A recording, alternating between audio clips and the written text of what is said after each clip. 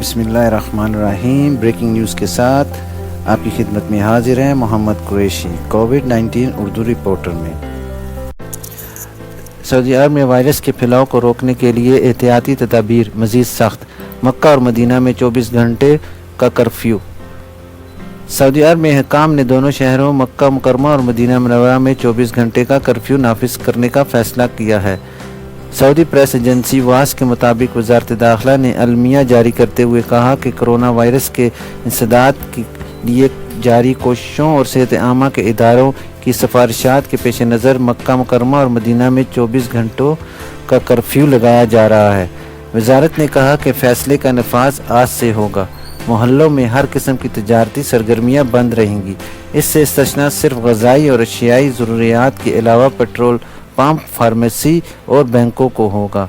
وزارت داخلہ کے مطابق دونوں شہروں کے رہائشیوں پر شہر سے باہر جانے اور باہر سے کسی کے اندر آنے پر پہلے سے جو جاری پابندی ہے وہ لگی رہے گی۔ وزارت نے کہا کہ 24 گھنٹوں کے کرفیو سے استثناء ان لوگوں کو